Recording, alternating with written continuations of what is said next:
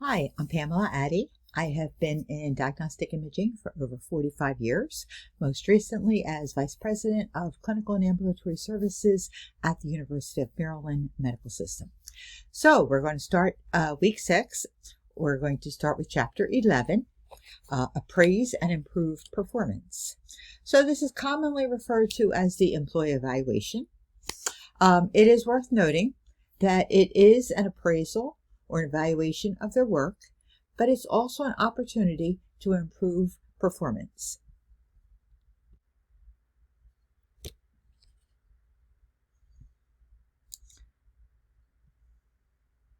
The appraisal can be an important tool if used effectively.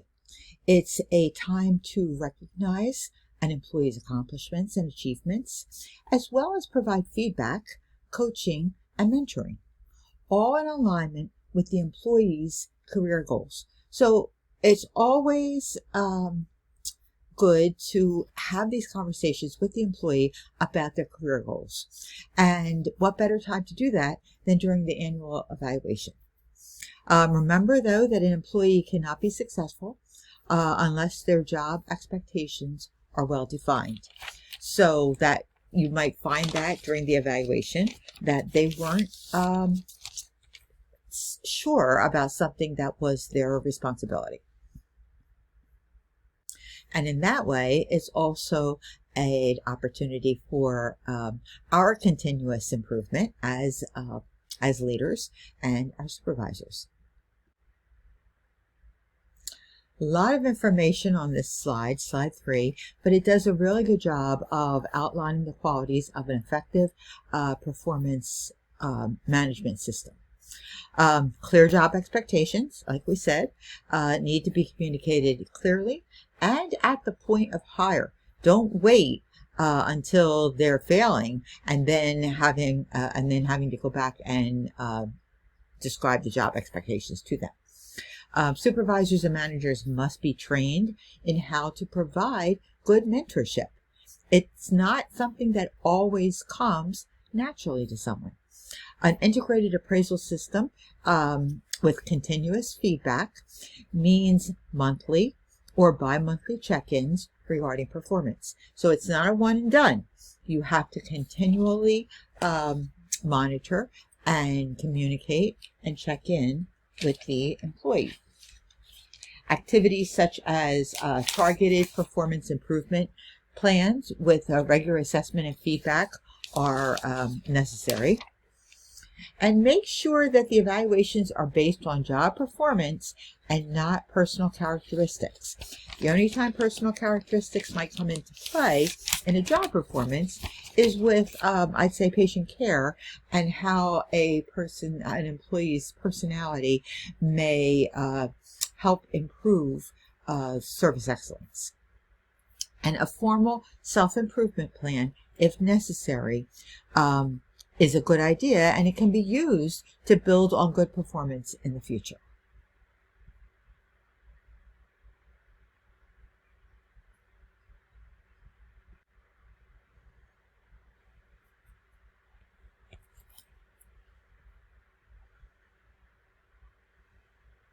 So I've said before, remember that feedback is a gift, and for it to be effective, it needs to be pretty immediate and given in a non-threatening manner. So it can be used as a positive reinforcement. Frequent and regular feedback, both positive or negative, helps the employee accept it as a routine and normal activity, which helps create a positive environment. Consistent feedback builds trust with the team member and makes it easier to discuss behaviors, especially when it needs a correction. So it becomes a much less daunting and unpleasant task when you need to address those types of things. The annual performance evaluation provides an opportunity to discuss the entire year and how the team member responded to the interval feedback that came throughout the year. the team members' goals for the next year. This is an excellent time to discuss them and how they fit in with the team members, how they fit in with the department, and how they fit in with the team members' overall goals. The performance appraisals should have objectives and be given with an orderly approach. They provide specific employee feedback. They give the opportunity to motivate the employees to perform better. They reveal development opportunities that will enhance the employer's career options. An example of this could be learning a new modality or achievement, into advancement into management. In the past, I've worked in an organization where we performed something called high, middle, low evals. And we typically did this at the 6 months in between the annual evaluations. So you kind of gave them a different type of evaluation in the middle. And so when you get to the year, there's never a surprise when they hear the annual evaluation. So the high, middle, lows, we recognize and re-recruit the high performers. Because we don't typically or always spend enough time doing that. We help our middle performers understand what they need to do to become high performers. And then our low performers, who suck out 80% of our time and energy, we try and help them maybe maybe decide whether or not they're a good fit or find employment elsewhere. When doing a low performer evaluation, we typically do not start with any positives. Middle performers, maybe you want to give some positive reinforcement and encouragement and then go to the areas of opportunity. Low performers, we just talk about the areas of opportunity. Sometimes we even discuss whether or not they're a good fit for the company, like we said. Low performers, you'll recognize them because they're the ones that are significant others at home. They know their names. They take so much of our time and energy. It's not productive for us. It's not productive for them. It's not productive for the department. Low performers seldom become high performers or even consistently middle performers. Be sure to document everything. And lastly, the whole opportunity of the evaluation promotes communication between the manager and the team member. So very positive outcome from an annual evaluation and from interval evaluations is improving communication. For the most part, employees just want to be heard.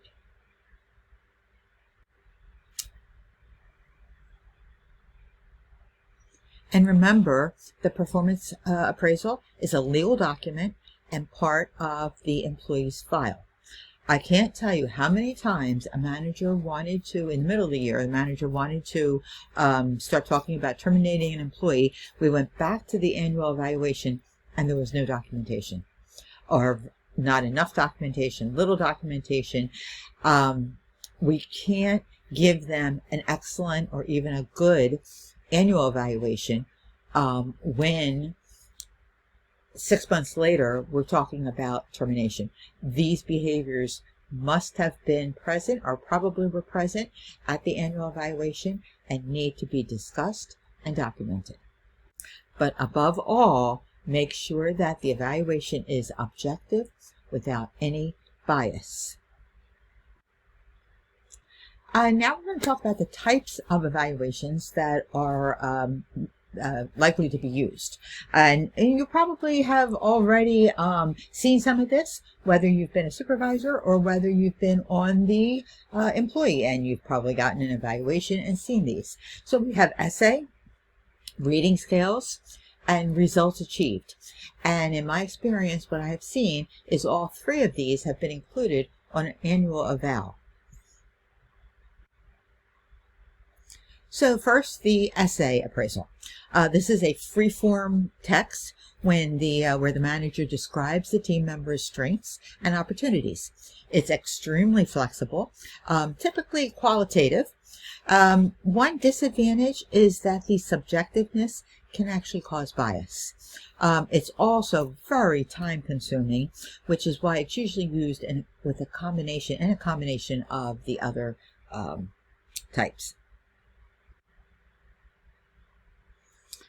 Second type we're going to talk about are rating scales. This is a kind of checklist of the various behaviors. The scales used can vary from a simple satisfaction to unsatisfactory, satisfactory to unsatisfactory, to maybe a 5-point scale that signifies outstanding, all the way down to unsatisfactory.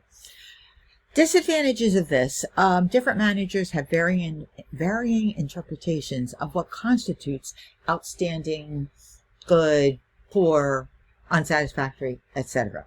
I took over an employee one time, and I was getting ready to do his evaluation, and I looked at the last annual evaluation with the previous manager, and the evaluations before that. This employee always received 5 outstanding on every single behavior, every single rating. This is not helpful to the employee, not helpful to the organization.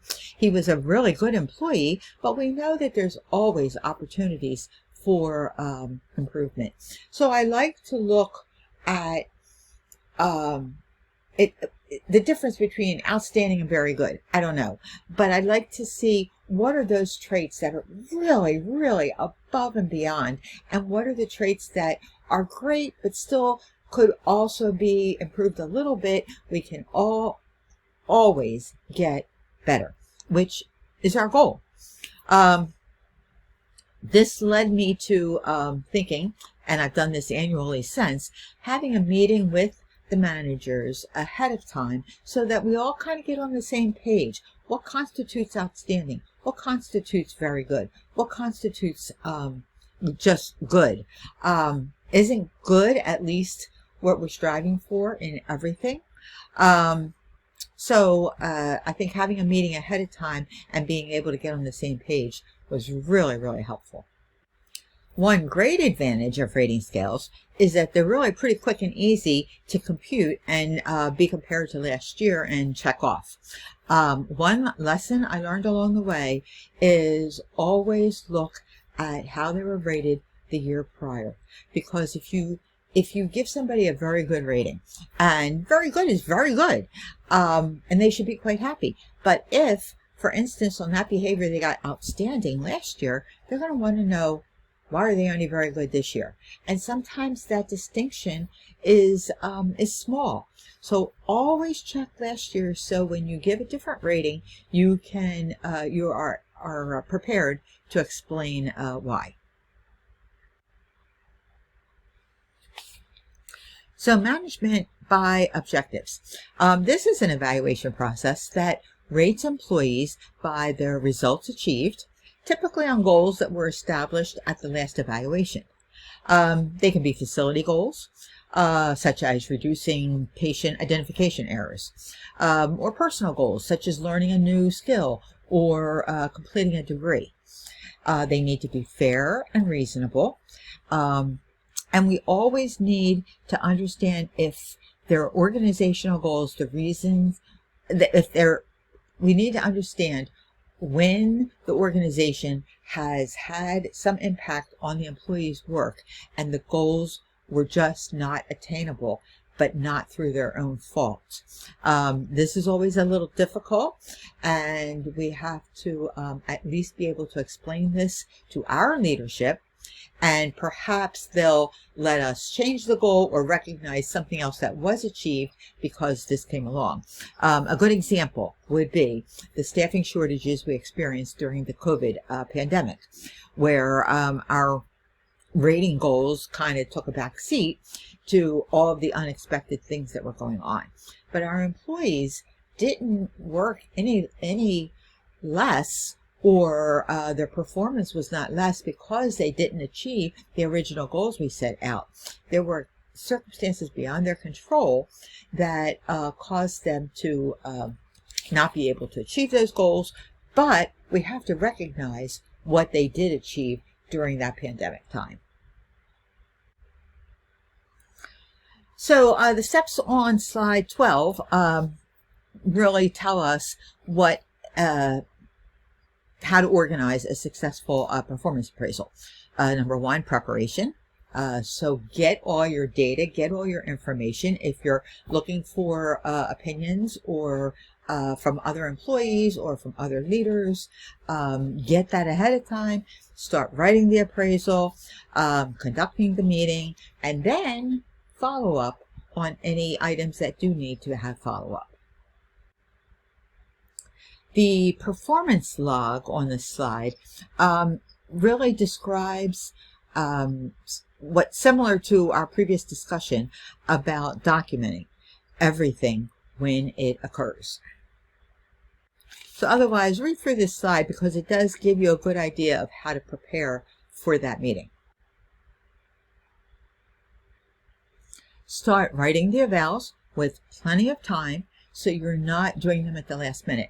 I can tell you I've had times where I had a manager missing, and I had to do 20 plus evaluations for that person while they were out on some sick leave or something.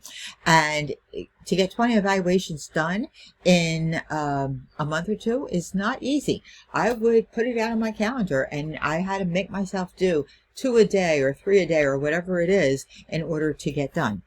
And not being at the last minute where you're just writing down anything that comes to mind.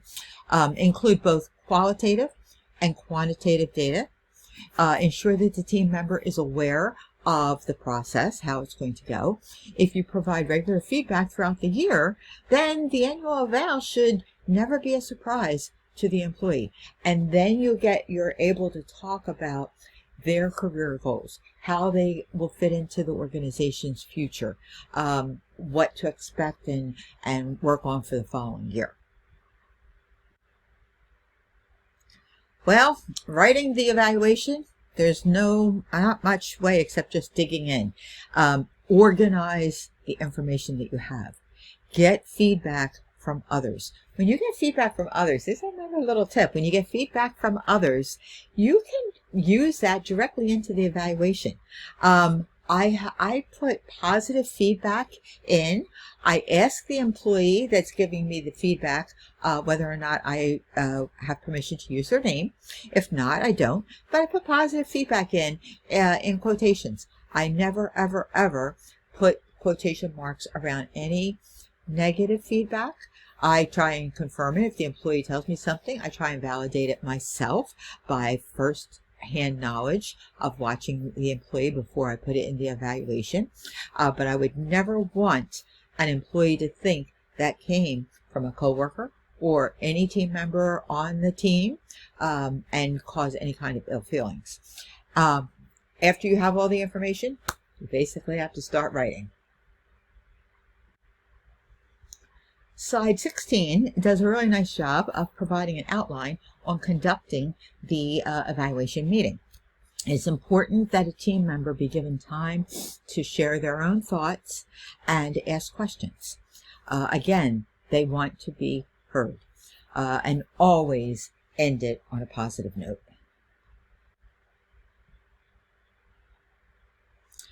Typically what I've seen is the employee will receive the evaluation in writing after the meeting so they can, go over it in more detail when they're alone and thinking.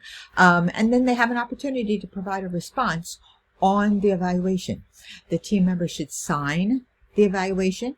The signature does not mean that they agree with it, only that they acknowledge they have received it.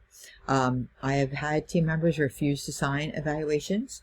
And again, explaining to them that it doesn't mean they agree with it, and giving them the opportunity to write a response, just that they acknowledge receiving it, because it does go in their file, and we want to make sure that if it's reviewed later, we can prove that the team member received the information. If they still refuse to sign, I would check with HR, because I'm sure your HR department would have a process how to deal with that. If the appraisal is linked to the team member's compensation, Be careful of the issues that are mentioned on this slide 18. If it is not linked to compensation, there's often dissatisfaction for the employer and the manager who may want to reward high-performing employees. So know ahead of time what the process is, how it works, and what your ideas may be to incentivize somebody who is not being incentivized because their compensation is not linked to the evaluation. Why would their pay not be linked to compensation? Because as we see in bullet point 1, most healthcare organizations have a pay system that rewards individual employees based on years of service, service to the organization, and their educational backgrounds. A positive performance, if it is linked, may accelerate their pay through the range.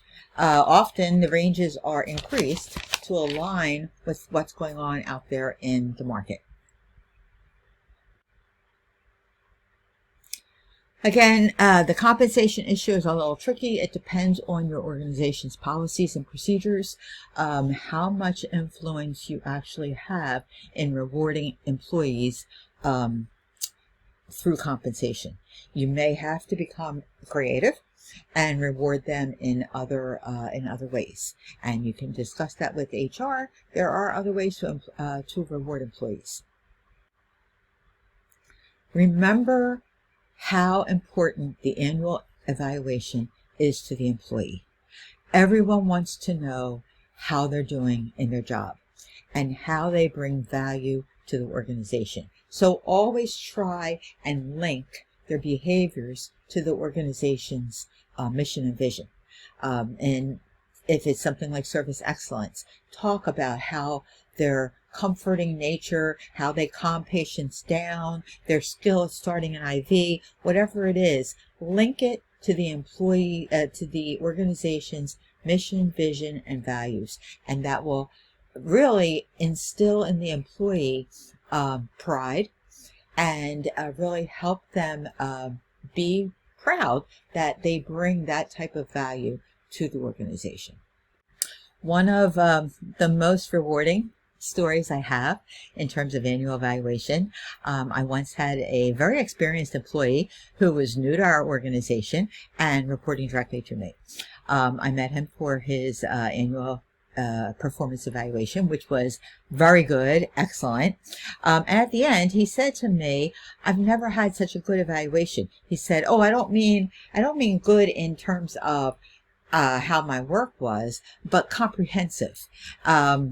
One that really let me know exactly what I'm doing well and what I can focus on in the coming months." So that's what you want to achieve. That pretty much sums up the purpose of the evaluation process. Thank you.